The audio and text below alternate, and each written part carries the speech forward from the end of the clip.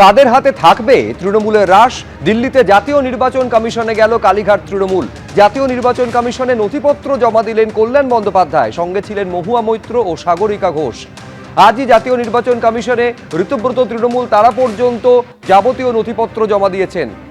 বিকেল 5টায় শেষ হয়ে গেছে কমিশনে দেওয়া সময়সীমা। গত 2রা জুলাই দিল্লিতে কমিশনের ফুল বেঞ্চের সঙ্গে দেখা করেছেন ঋতব্রত বন্দ্যোপাধ্যায়রা। বৈঠকে নিজেদের সংখ্যাগরিষ্ঠতার দাবি জানিয়ে এসেছেন তারা।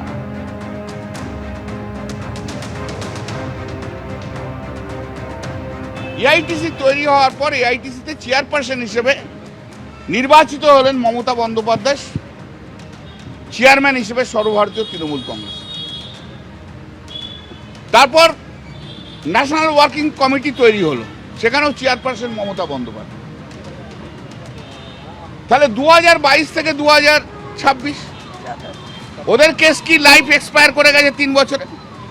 যদি তাই হয়ে থাকে তাহলে তুমি 2026-এ নির্বাচনের টিকিটে তুমি লড়লে সর্বভারতীয় তৃণমূল কংগ্রেসের, আর সিম্বলকে দিল মমতা বন্দ্যোপাধ্যায় চেয়ারপারসন হিসেবে। তাহলে তুমি 2026-এ মেনে নিচ্ছ।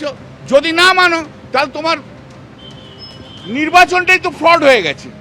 তাহলে তুমি তো মেনে নাও। আর আমরা আজকে যা জমা দিয়েছি, আমরা যা বলছি, আমরা লিগ্যালি সাউন্ড, কিন্তু ওরা বিজেপির সাপোর্টে রয়েছে, ওরা শুভেন্দু অধিকারীর সাপোর্টে রয়েছে, তাই ওদের ইলিগ্যাল ওয়ার্কটাও হয়তো লিগ্যাল হবে, কিন্তু লিগ্যালি উই আর সাউন্ড। লড়ে নেবো পশ্চিমবাংলায়, দেখিয়ে দেবো।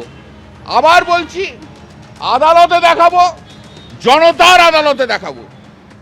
ইতিপূর্বে আমরা ফুল বেঞ্চের সঙ্গে আমরা আমাদের 10 জন নেতৃত্ব নির্বাচন কমিশনের ফুল বেঞ্চের সঙ্গে দেখা করে আমাদের যাবতীয় যা তথ্য প্রমাণ আমরা সেখানে জমা দিয়েছি এবং তাদের হিয়ারিংয়ের মুখোমুখি যা প্রশ্ন করেছে সেই প্রশ্নের উত্তর আমরা দিয়ে এসেছি।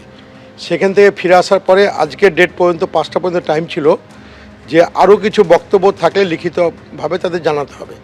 আমরা আমাদের আইনজীবী মারফত আজকে আমরা নির্বাচন কমিশনে আমাদের সাপেক্ষে যা প্রমাণ তথ্য আছে আমরা আজকে জমা দিয়েছি অলরেডি। আমরা যে তৃণমূলটা করতাম সেই তৃণমূল কংগ্রেস নির্বাচন কমিশনে তাদের স্বীকৃতি ইতিমধ্যেই তারা হারিয়েছে, যাকে বলা হয় ল্যাপস হয়েছে। ডেট পার হয়ে এক্সপায়ারি হওয়া মানে কি ল্যাপস হয়ে যাওয়া। তাদের সেই ডেট যখন এক্সপায়ারি হয়ে গেছে, আমরা দেখলাম এই দলটাকে বাঁচিয়ে রাখতে হবে। আমরা তখন নতুনভাবে যাবতীয় যা কাগজপত্র আমরা নির্বাচন কমিশনের কাছে জমা দিয়েছি। আপনি নিশ্চিন্ত রূপে থাকবেন যে নির্বাচন কমিশন কাগজপত্র তথ্য দেখে হিয়ারিং করে আমাদেরই স্বীকৃতি পাবো বলে আমাদের বিশ্বাস আছে। ইতিমধ্যে যাবতীয় যা জানানোর জানিয়ে দিয়েছি। তৃণমূলের প্রতীক তহবিল নিয়ে দাবি করছেন বিরোধী দলনেতা। এ মাসের 2 তারিখ আর কি, জুলাইয়ের 2 তারিখ আমরা ইলেকশন কমিশনকে মিট করি। আমাদের চেয়ারম্যান শ্রী অরূপ রায়ের নেতৃত্বে আমাদের 10 সদস্যের প্রতিনিধি দল, chief election commissioner Shri Gyanesh Kumar এবং অন্য 2 জন কমিশনারকে আমরা মিট করি। ফুল বেঞ্চের সাথে আমাদের কথোপকথন হয় এবং সেদিনই দিল্লি থেকে ইনফ্যাক্ট রওনা হওয়ার আগেই সন্ধ্যেবেলা ওই আনুমানিক 7:30 ওই রকম সময়ে 7:20 নাগাদ আমাদের কাছে ইলেকশন কমিশন মেল করে জানান যে আজকে আর কি 6 তারিখ বিকেল 5:30টার মধ্যে আমাদের কিছু বিষয়ে জানতে চান।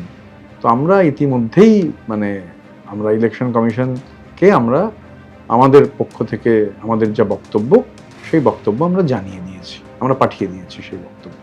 ফলে আসল তৃণমূলকে এ নিয়ে চূড়ান্ত সিদ্ধান্ত এবার নেবে জাতীয় নির্বাচন কমিশন। দুপক্ষ, একদিকে কালীঘাট তৃণমূল এবং অন্যদিকে ঋতব্রত তৃণমূলের পক্ষে, তারাই আসল তৃণমূল। এই দাবির সপক্ষে নথিপত্র তারা জমা দিয়ে দিয়েছেন। আর যে জায়গায় পরিস্থিতি গিয়েছে তা নিয়ে অধীর রঞ্জন চৌধুরী কি বলছেন একবার শুনুন। বাংলায় সরকার দেখছি আমরা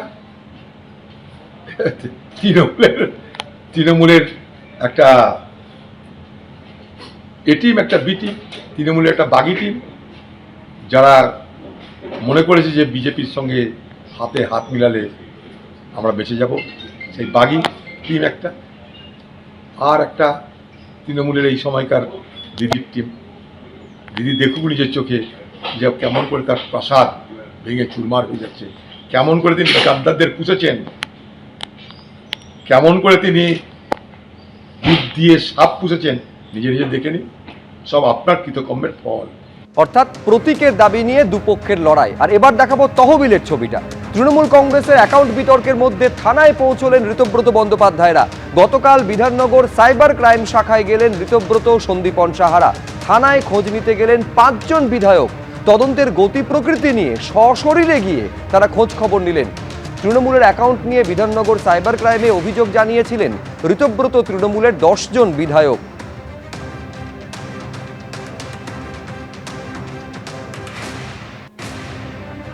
আপনারা গতকাল বিধাননগর সাইবার ক্রাইমে গিয়েছিলেন 5 জনের প্রতিনিধি। যেহেতু আপনাদের তরফ থেকে একটা অভিযোগও দায়ের করা হয়েছে সেখানকার ফান্ড নিয়ে এবং তদন্ত শুরু হয়েছে, 3টে অ্যাকাউন্ট ডেবিট ফ্রিজ করা হয়েছে, আপনারা গতকাল গিয়েছিলেন কেন এবং কি বক্তব্য আপনার? আমাদের সাইবার ক্রাইম থানার ইন্সপেক্টর আমাদের ডেকেছিলেন, আমাদের হিয়ারিং নিয়েছেন যে আমরা কেন কি করেছি না করেছি। পুলিশ প্রসিডিং ছিল, প্রসিডিংয়ে আমরা তারা ডেকেছে, আমরা প্রসিডিংয়ে ইন্সপেক্টর ডাকে আমরা সেখানে উপস্থিত হয়েছি। তদন্তকারী আধিকারিক যিনি ছিলেন তিনি ডেকেছেন, তার কাছে আমরা আপনারা ওনারা কি জানতে চাইলেন এবং কি বললেন আপনারা? আমরা বললাম যে এই অ্যাকাউন্টগুলো এত টাকা কোথা থেকে এসছে, আমাদের তৃণমূল কংগ্রেসে একটা বদনাম হচ্ছে, কেউ বলছে কয়লার টাকা এসছে, কেউ বলছে গরুর টাকা এসছে, কেউ বলছে বালিপাচার টাকা এসছে, কেউ বলে শিক্ষা দুর্নীতির টাকা এসছে, কেউ বলছে খাদ্য দুর্নীতির টাকা এসছে। এত টাকা ওই অ্যাকাউন্টে ঢুকেছে, কোথা থেকে এলো, কিভাবে এলো, এই টাকাগুলো উৎস কী এবং টাকাগুলো কারা কীভাবে তুলছে, খরচ কী। যেহেতু তৃণমূল কংগ্রেস আমরা অরিজিনাল, সেহেতু তৃণমূল কংগ্রেসের নামে অ্যাকাউন্ট থাকলে সেই অ্যাকাউন্টের স্বচ্ছতা মানুষের সাথে আনতেই হবে, সেই কারণে আমরা জানতে চেয়েছি। কলকাতার তৃণমূল ভবনের পুনরাবৃত্তি হলো দক্ষিণ দিনাজপুরেও। গেটে তালা ঝোলানো হলো, পার্টি অফিসে ঢুকতেই পারলো না কালীঘাট তৃণমূল। এই যে ছবি আপনারা দেখতে পাচ্ছেন, সেখানে পার্টি অফিসে তালা ঝোলানো থাকায় ক্লাবে কালীঘাট তৃণমূল তারা বৈঠক করলেন। দক্ষিণ দিনাজপুরে গঙ্গারামপুরে অস্বস্তিতে কালীঘাট তৃণমূল। 21শে জুলাইয়ের প্রস্তুতি বৈঠক করতে পারলো না কালীঘাট তৃণমূল। পার্টি অফিসে তালা ঝোলানো থাকায় 21শে জুলাইয়ের যে প্রস্তুতি বৈঠক পাশের ক্লাবে করা হলো। দুটো ছবি পাশাপাশি আপনাদের সামনে তুলে ধরছি, যেখানে দেখতে পাচ্ছেন একদিকে মেট্রোপলিটনে বাইপাসের কাছে যে তৃণমূল ভবন, সেখানে তালা ঝুলিয়ে দেওয়া হয়েছিল, কার্যত দখল নিয়েছিল ঋতব্রত তৃণমূল। আর তারপর সেই একই ছবি দেখা গেল দক্ষিণ দিনাজপুরের গঙ্গারামপুরে। সেখানে দলীয় কার্যালয়ে যেহেতু তালা ঝোলানো ছিল, তাই কালীঘাট তৃণমূল 21শে জুলাইয়ের প্রস্তুতি বৈঠক পাশের ক্লাব ঘরে করলো।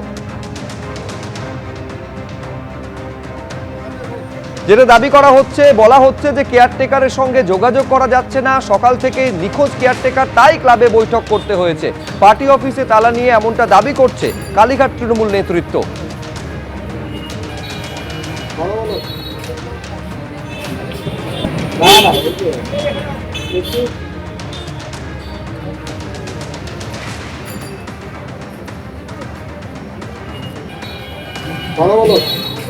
দুটো ছবি পাশাপাশি আপনাদের সামনে তুলে ধরছি। একদিকে দেখতে পাচ্ছেন যে ছবি দেখা গিয়েছিল মেট্রোপলিটনের তৃণমূল ভবনে, সেই তৃণমূল ভবনের দখল কার্যত নিয়েছিল ঋতব্রত তৃণমূল।